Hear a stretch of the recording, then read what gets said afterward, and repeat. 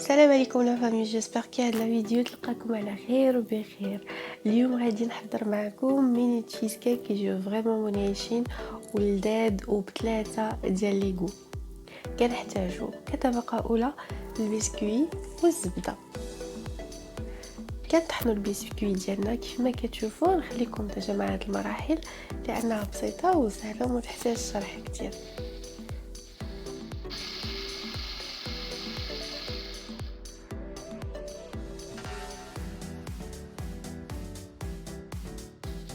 صافي كنخلطو مزيان هذيك الزبده مع البسكوي وكنجيبو قوالب سيليكون.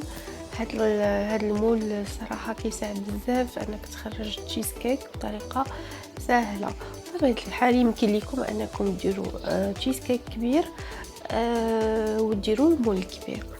صافي كنستمروا على هذه الطريقه. كنبسطوا البسكوي داخل القوالب بواحد الكاس قاعه الكاس باش يثبت لينا مزيان وكنحطوه في الفريغو واحد ساعه المكانه بما تجمعات ديك الزبده. انا باش نصاوب الكولي ديال الفريز احتاجيت الفريز السكر والحامض وشويه ديال الماء وكنطيبو مزيان حتى كنحس بالطياب دخلو. صراحه هذه المرحله ما كتاخذش بزاف ديال الوقت. كنخليه كنطحنو وكنخليه على جنب حتى وكنحتاجو حتى غنحتاجو شويه بارد ما غنحتاجوش سخون. دونك داكشي علاش خصنا نبداو به هو الاول. بالنسبه للكولي الثاني هو هذا ما غاديش نطيبو مي بون غادي نوجدو حتى هو باش القهوه جد من يكون كنخدم لا كريم ديالي ابري. غادي نحتاج فيه قياس ديال الباباي الليمون والسكر. بالنسبه للطبقه الثانيه كنحتاجوا الفرomاج فري الجبن طري والسكر. كنخدموهم مزيان غير بسباتول كنخدموهم مزيان حتى كيندمجوا لينا وكنحسوا بالحبيبات السكر مشاو دابو والفرomاج فوالا رطاب معنا ولا بحال اون كريم.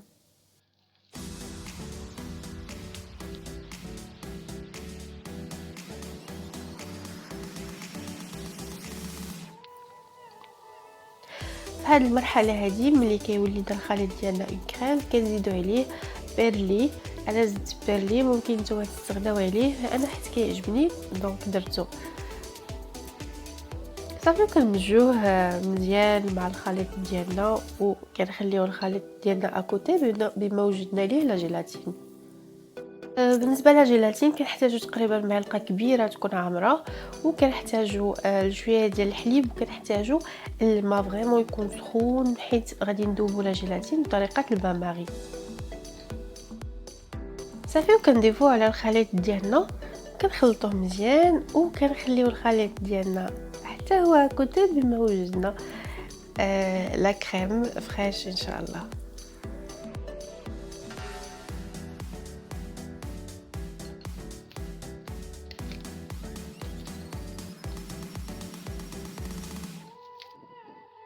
بالنسبه للكريمه السائله او القشده الطريه او لا كريم شونتي اللي تقدروا حتى تستعملوها. لا كريم شونتي كندوي على دوك الاكياس لا بودر وكنطلعوها وكنخدموا بها حتى هي راه تجي مزيانه. بالنسبه للكريمه السائله انا راه ما طلعتهاش حتى ولات شونتي يعني غير عطيتها شويه ديال الفوليوم راه حتى هي كتجي مزيانه. بالنسبه لي هنا كان جاني للاسف واحد المكالمه وتعطلت على الخليط ديالي اللي كنت درت فيه لا جيلاتين. نورمالمون خصكم ملي ديروا لا جيلاتين صافي خصكم تخلطوها بخير مع لا كريم مباشره. انا زدت عصير الليمون او الحامض وزدت القشره ديالته. الصراحه هاد الاضافه كتعطي مذاق رائع. واخا ديروا لي فروي الاخرين ديروا هاد اللمسه كباز كاساس في لا كريم ديالكم راه كيخليه فريمون كتجي منعشه بزاف. صافي كنقسم ديال الخليط ديالي 3 ديال الاقسام بقياس واحد. القياس الاول الزلافه الاولى كنديروا فيها الكولي ديال الفريز وكنخلطوه مزيان.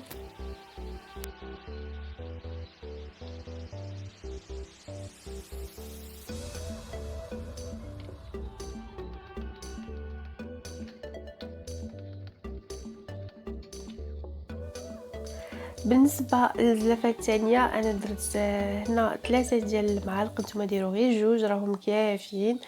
من الاحسن ديروا جوج ديال المعالق.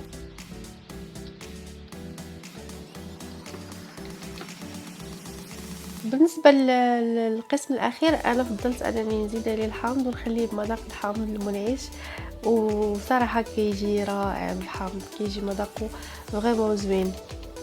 صافي كناخدو الكريم ديالنا كنديروها على طبقة البسكوي، وكنحاولوا ما نعمروش الليمون كاملين، حيت انا نورمالمون غادي ندير جيلي ديال الفواكه، دونك خاصني ضروري حتى هو تبقى له بلاصتو، حيت غادي نجمدو ابخي. صافي كنحاولوا نضربوا لا كريم ديال الليمون ديالنا بحال هكا باش تبسط لينا الطبقه، وكنديروه في الفريغو لمده ليله كامله او على الاقل 4 ديال السوايع. بالنسبه للكلاصاج الاول ديال التشيز كيك الحامض كنحتاجوا الحامض مخفف شويه بالماء، سكر والنشا، يعني القليل من النشا. صافي وكنمزجو مزيان، من بعد كنديرو على نار هادئه وكنزيدو عليه قشره الحامض وكنخليوه حتى كيعقد.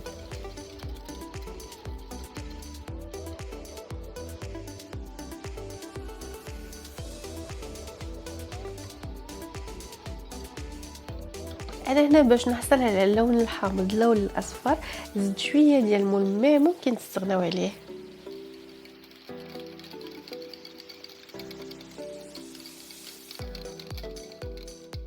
بالنسبه للتشيز كيك الفريز انا غنصاوب جيلي ديال الفريز.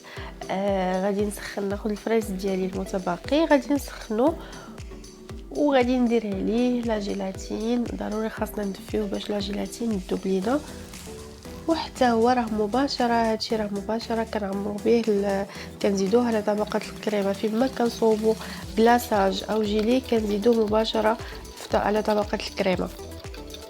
بالنسبه للجيلي الباباي مع البرتقال حتى هو لا ميم شوز، كنزيدو عليه معلقه صغيره ملي تكون عامره، حيت انا نورمالمون درت هنا بزاف، تكون عامره بلا جيلاتين، وحتى هو كنمشيو مباشره نديروه على طبقه الكريمه.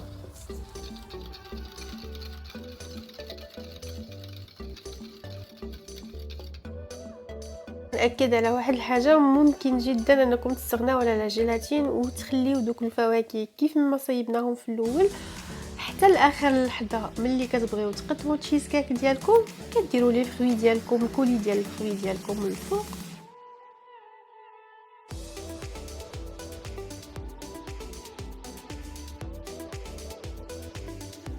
بالنسبه للتزيين انا خديت غير الفريز قسمته على جوج، خديت شرائح الليمون وطيفات ديال الباباي. بطبيعه الحال التزيين كيبقى على حسب كل شخص.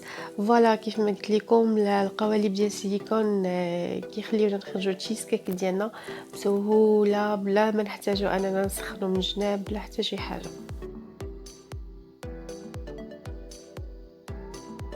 بالنسبه للتشيز كيك الحامض فضروري انه ما غادي يخرج لينا تخرج لنا الطبقه الفوقانيه جامده لان فيها غير نشا وما فيهاش لا جيلاتين. بالنسبه للفريز راكم كتشوفوا جا متماسك وجا المنظر ديالو رائع بزاف.